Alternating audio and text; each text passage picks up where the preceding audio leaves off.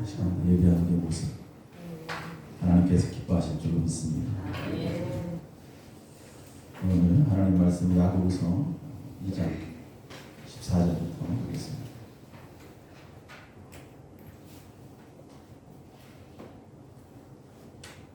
야고보서 2장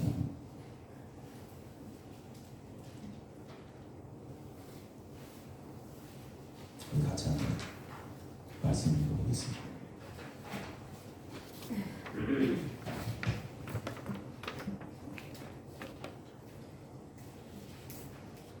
함께 읽겠습니다. 시작. 네, 형제들아, 아들 희망이 없으면 무슨 유익이 있으리요? 그 믿음이 너희 자기를 원하게 되냐? 만일 형제나 자매가 헐벗고 일용할 양식이 없는데 너희 중에 누구든지 그에게 이르되 평안히 하라, 덥게 하라, 배부르게 하라 하면 그 몸에 쓸 것을 주지 아니하면 무슨 유익이 있으리요? 이와 같이 행함이 없는 믿음은 그 자체가 죽은 것이다. 어떤 사람은 말하기를 너는 믿음이 있고 나는 행함이 있으니 행함이 없는 내 믿음을 내게 보이라. 나는 행함으로 내 믿음을 내게 보이리라 하리라. 네가 하나님은 한 분이신 줄을 믿느냐? 잘하는도다. 귀신들도 믿고 얻으리라. 아멘.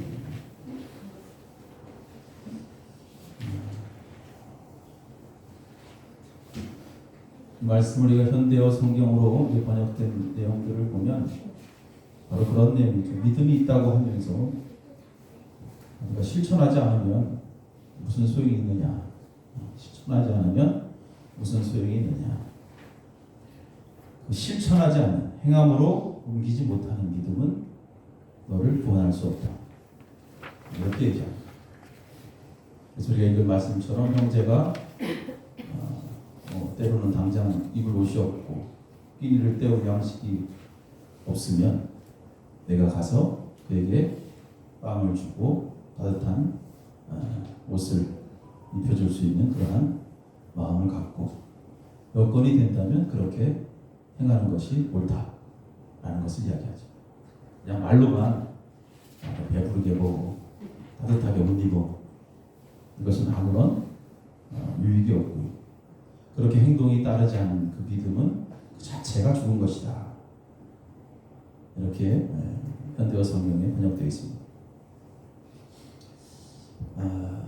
오늘 우리가 우리에게 주신 이 말씀은 정말 믿음에 대해서 아주 중요하게 고민을 하게 하는 그러한 말씀이죠. 특별히 죽은 믿음에 관한 이야기이기 때문에 좀 더 깊이 묵상을 해봐야 돼요. 죽은 믿음에 관해서. 그래서 내 믿음은 과연 살아있는 믿음인가? 그리고 나를 능히 구원할 수 있는 그러한 믿음인가? 그리고 내가 그 믿음을 가지고 지금 살아가고 있는가? 아니면 나는 믿음이 있다고 말은 하지만 이 믿음이 죽은 믿음이요. 그래서 아무런 유익이 없는 그러한 삶을 살고 있는가?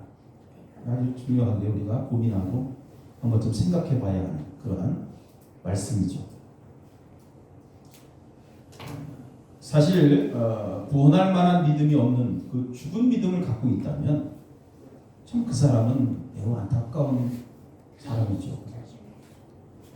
왜 그러냐면 죽은 믿음을 가지고 우리가 살아간다. 그 죽은 믿음을 가지고 하나님 앞에 예배를 드리고 우리가 죽은 믿음을 가지고 하나님 앞에 헌금을 하고 또 그 믿음으로 섬기고 모든 시간들을 다 허비한다 할지라도 그것은 사실 유익이 없기 때문에 결과적으로 헛되다라는 거예요. 그렇기 때문에 죽은 믿음을 갖고는 아무것도 할 수 없는 것입니다. 그래서 우리가 읽은 이 말씀을 보면 분명히 살아있는 믿음이 어떠한 믿음인지 우리는 이 말씀을 한 2번 정도 묵상하면 금방 알 수 있어요. 한마디로 정의하면 그거예요. 말로만 믿지 말라는 거예요. 입으로만 믿지 말라 이 말이에요. 너희들이 말로만 하는 그러한 것은 그러한 믿음은 그건 죽은 믿음이다. 그런 얘기를 하는 거예요. 그래서 배고픈 사람이 있으면 빵을 사줄 수 있어야 돼요. 그죠? 형편이 어려운 사람이 있으면 가서 도와줄 수 있어야 돼요. 이것이 살아있는 믿음이다. 단순하지만 여러분 이 말씀 속에는 아주 깊은 진리를 품고 있습니다. 왜냐하면 우리가 다른 사람에게, 배고픈 자에게 빵을 사주고 헐벗은 자에게 옷을 입힌다라는 것은 그냥 단순한 행위가 아닙니다. 그건 단순한 행위가 아니에요. 특별히 우리 믿음으로 살아가는 사람들, 그 믿음에서 나오는 행위라는 거예요. 단순한 행위가 아니다.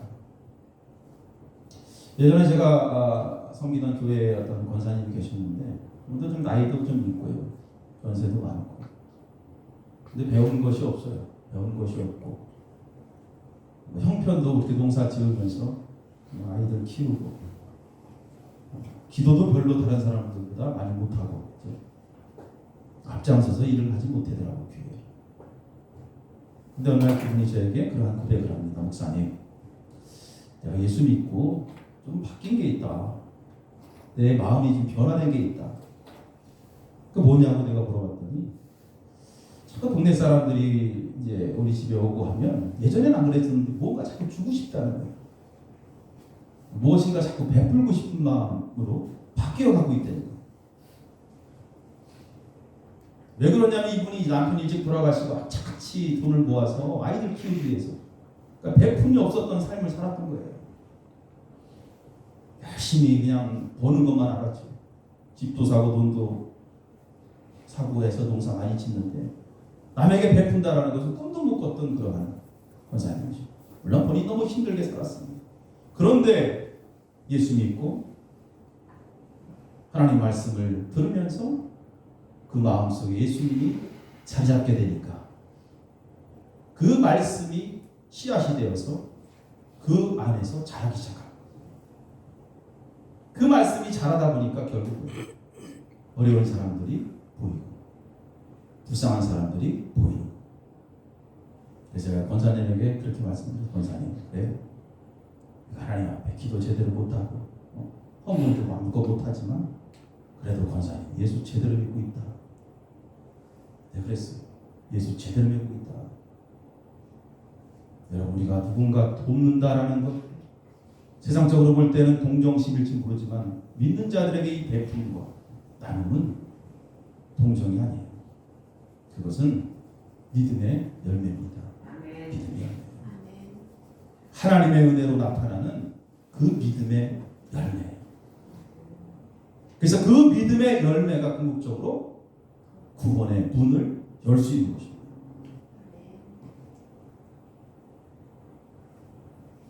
사실 우리는 구원을 얻기 위해서 이 땅을 살아가잖아요. 그죠? 아니에요? 사실 우리가 구원을 빼놓으면 의미가 없습니다.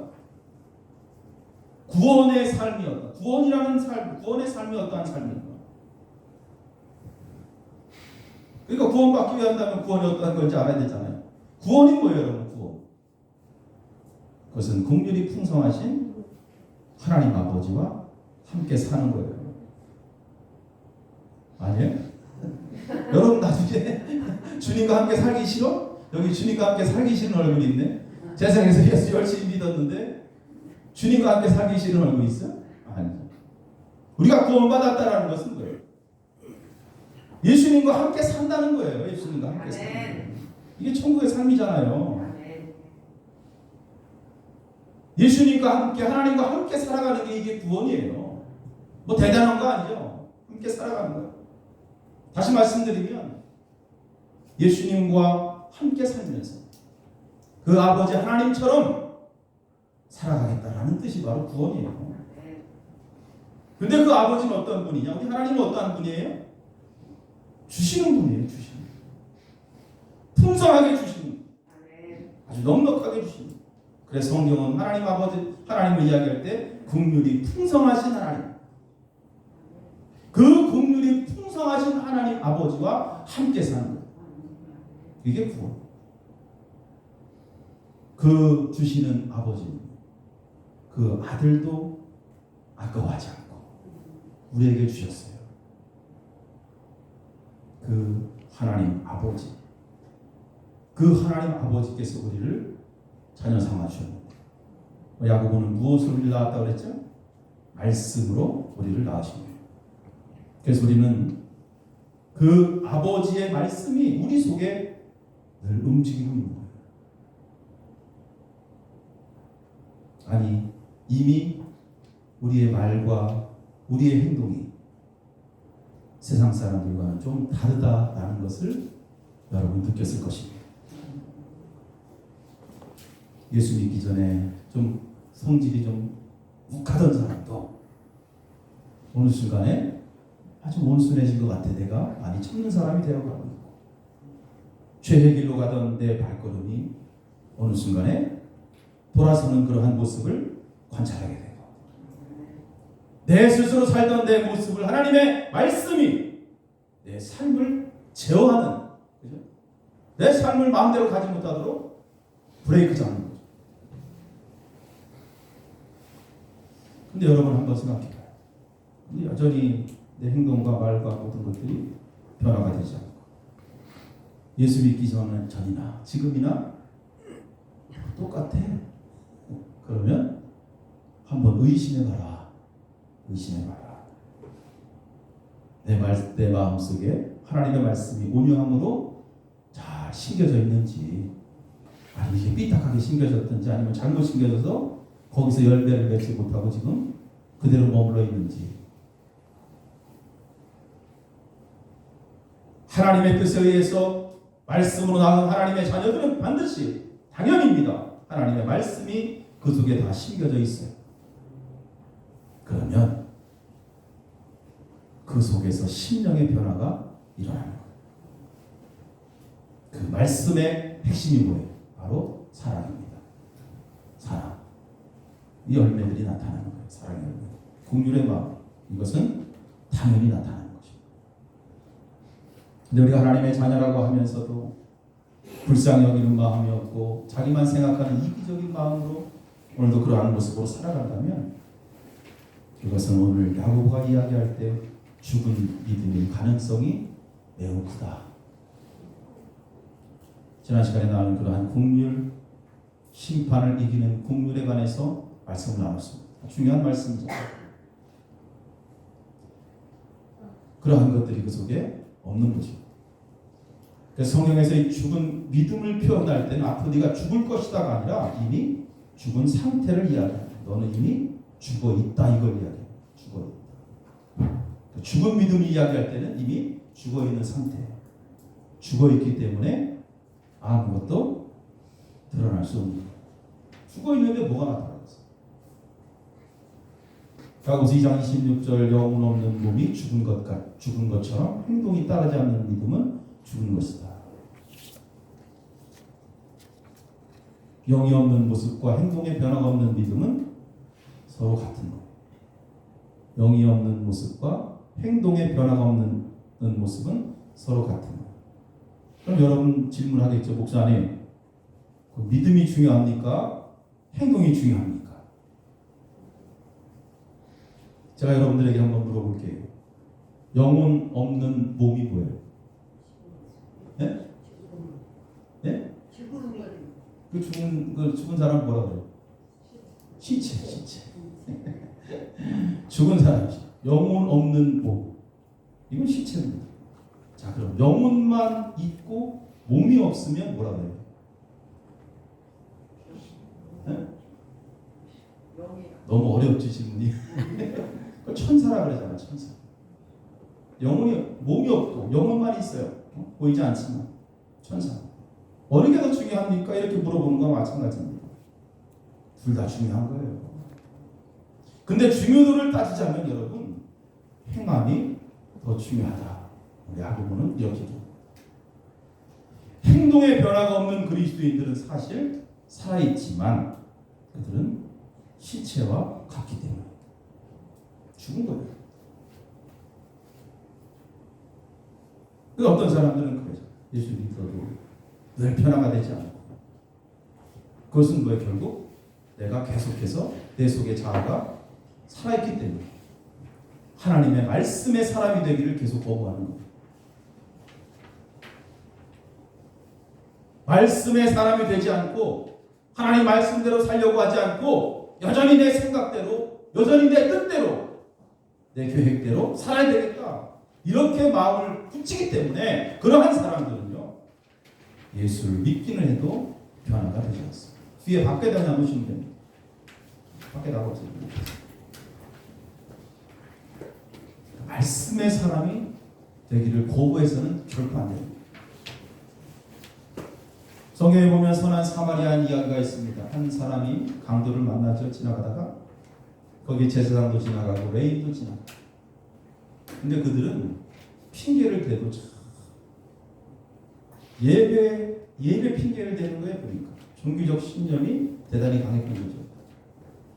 이 종교적 신념이 강한 자들이 어떤 사람인지 아세요? 이단성이 예배. 죽어가는 사람도 모른 척하면 지나간다니까. 예배 드리러 가야 되기 때문에. 그때 누가 지나가요? 사마리아인이 지나가죠. 사마리아는 유대인과 이방인 사이지만 혼혈주의자. 그렇기 때문에 정통 유대인들은 이 사마리아인들을 싫어했어요. 그런데 그가 강도받는 사람을 구해줍니다. 치료해주고. 예수님께서 그러죠. 여기 강도받는 사람이 이웃이 누구인가? 예배 드리러 간 종교적 신념이 강한 사람인가? 참된 경건은 환난 중에 있는 사람을 돌보며 세속에 물들지 않는 것이다. 무엇이 더 중요한지 오늘 얘기한 말씀을 합니다. 네가 믿음이 있느냐? 그럼 그 믿음을 나에게 보여봐라. 네가 믿음이 있느냐? 와, 당당하죠, 여러분? 네가 믿음이 있어? 그 믿음을 한번 보여봐. 보여줄 믿음이 어디 있는지 한번 보여봐. 여러분, 보여줄 믿음이 있습니까?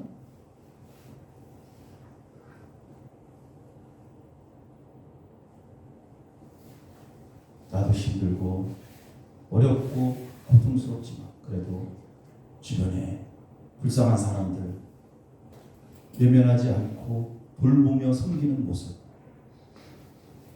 이러한 모습들이 드러나야 됩니다. 행함으로 드러나지 않는 믿음은, 여러분 잘 들으세요, 죽은 믿음이라기보다는 아예 그 사람은 처음부터 믿음이 없었던 거예요. 오늘 야고보가 그렇게 이야기합니다. 처음부터 믿음이 없어요. 보여줄 만한 믿음이 하나도 없는 거예요. 이것은 야고보가 우리에게 던지는 의미심장한 그러한 말씀입니다. 처음부터 믿음이 없었던 거예요. 처음부터. 그렇기 때문에 변화가 없어요. 믿음이 없기 때문에 10년을 믿어도 50년을 믿어도 삶의 변화가 없는 거예요. 믿음이 없었기 때문에 아예 처음부터 없었다라고 야고보는 이야기합니다. 여러분, 제가 야고보서를 항상 심도 있게 보면서 어느 교회를 가든 이 말씀을 항상 전합니다. 제가 이곳에 와서도 야고보서를 제일 먼저 강의한 이유도 다른 게 아니에요. 예수 오래 믿었다고 하는 사람들의 삶을 보면 예수님과 같은 방향으로 가야 되는데 예수님과 다른 방향으로 가고 있다는 거예요. 다른 방향. 말씀과 다른 방향으로. 우리 자신들을 철저히 돌아보면서 세속적인 교회를 따르지 않고 하나님의 말씀을 따라서 빛 대신 예수님처럼 살기를 소원하는 마음, 이러한 마음을 갖고 있어야 된다는 말이에요. 그냥 믿음이 있는 것처럼 다 믿음이 있다고 착각 속에서 벗어나야 돼. 그러한 믿음을 갖고 있으면 수십 년 교회 다녀도 그렇게 주님 만나도 스스로 오늘 말씀처럼 구원할 수 없는 거예요. 구원의 능력이 없습니다. 물론 우리는 행함으로 구원받지 못해요. 제가 구원론을 말씀드리는 건 아니에요. 구원은 분명히 예수 그리스도를 믿음으로 얻어지는데 그 믿음에는 반드시 행함이 따라야 된다.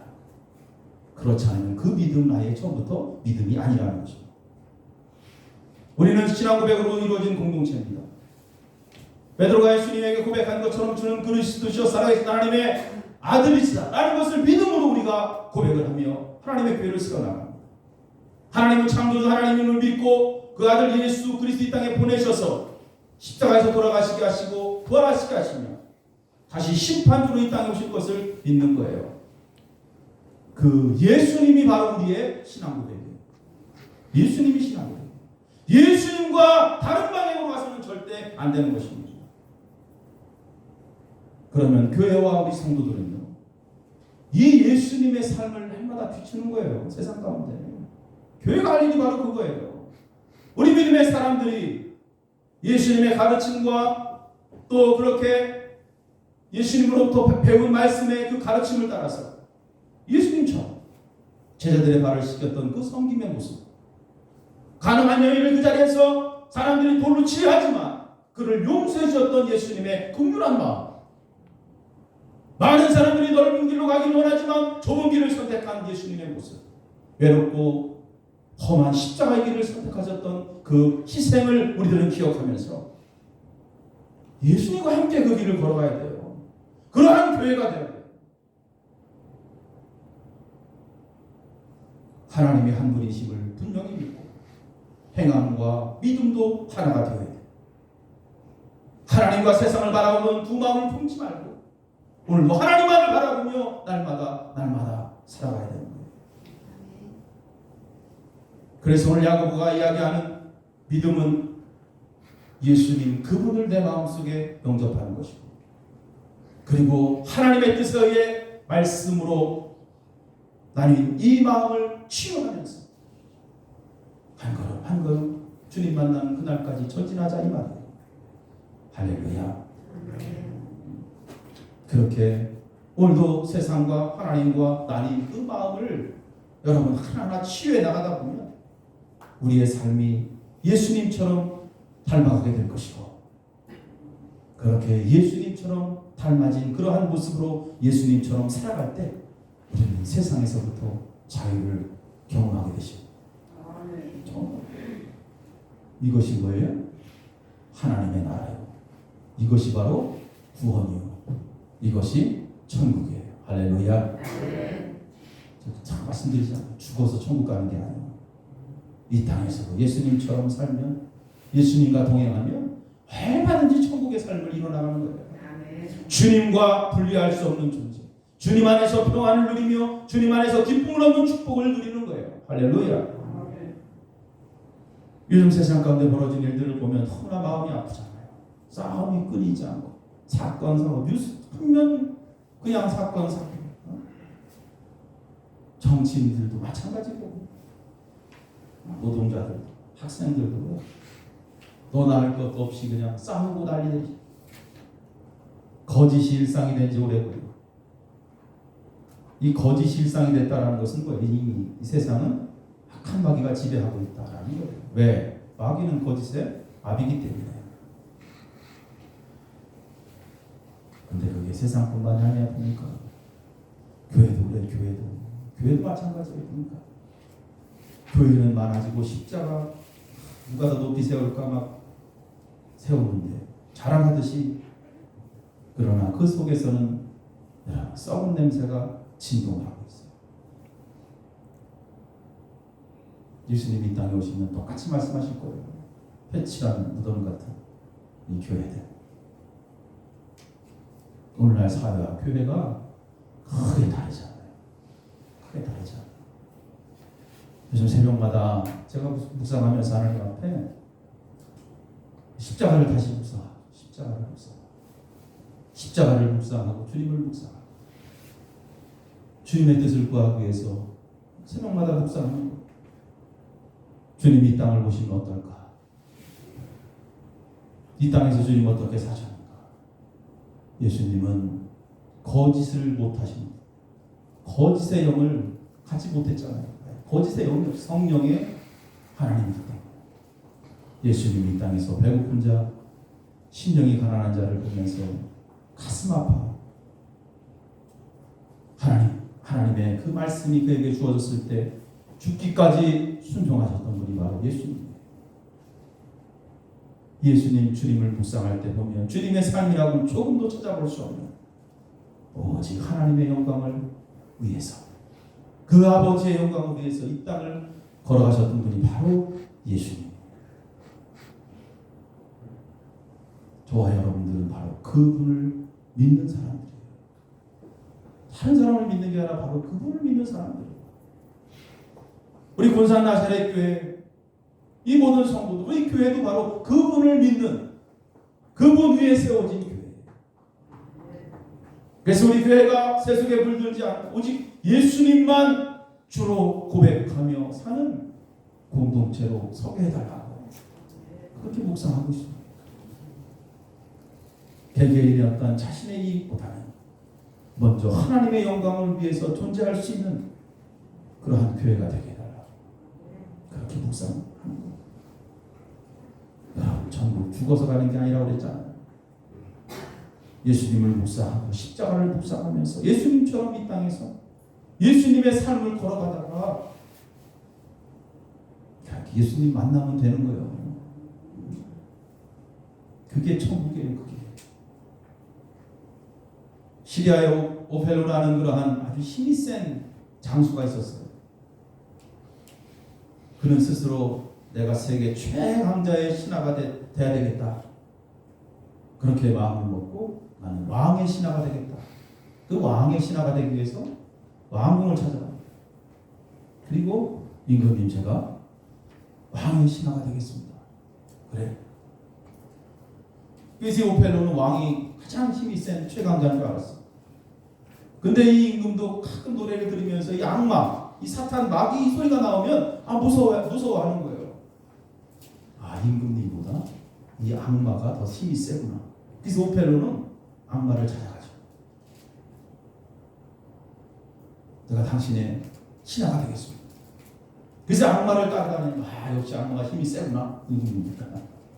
근데 어느 날 교회를 지나가는데 십자가를 보더니 악마가 막 들들 떠는 거예요. 부들부들 떨기 시작합니다. 그리고 무서워서 도망치는 거예요. 그래서 악마에게 이유를 물어봤어요. 왜 십자가? 저 십자가를 이렇게 도망가요. 그때 악마가 이야기하죠. 십자가는 예수의 상징인데 자기가 무서워하는 유일한 대상이다. 그래서 오펠로는 이제 악마가 힘이 센 게 아니구나, 예수가 힘이 세구나. 그래서 예수를 만나기 위해서 저기 수소문해서 예수를 어떻게 하면 만날까? 어느 사람이 나루터에 가면 예수가 거기 지나갈 것이다 라고 이야기했어요. 그래서 오펠로가 나루터에서 예수님을 기다리죠.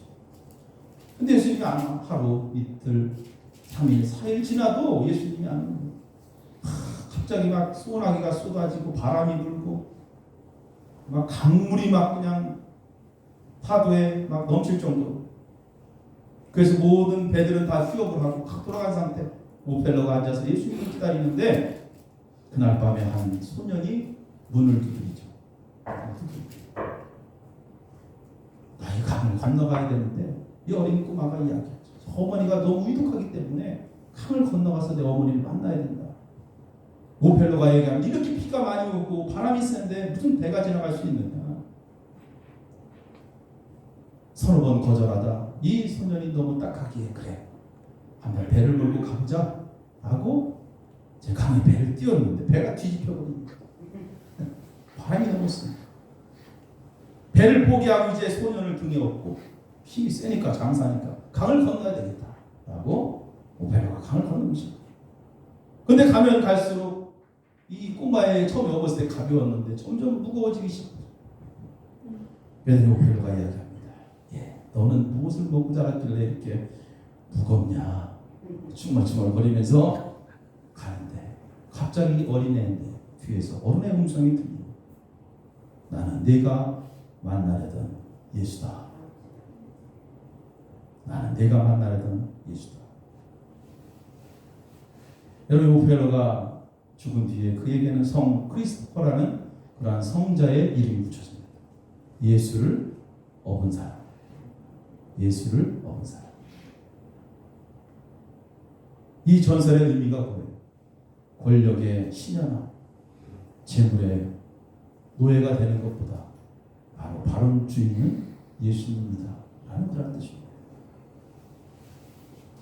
여러분, 사랑의 행위가 없는 믿음은 믿음이 아니에요. 계속 강조하는 긍휼과 자비와 사랑과 온유와 절제, 정직, 섬김. 우리 귀에 못이 박히도록 듣고 있습니다.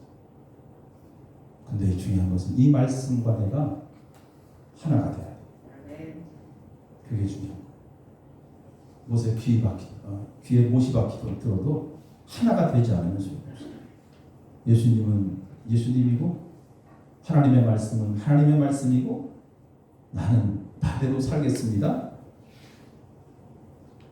예수님과 분리되는 순간에 그 믿음은 죽은 믿음이다 라는 것을 반드시 기억하십시오.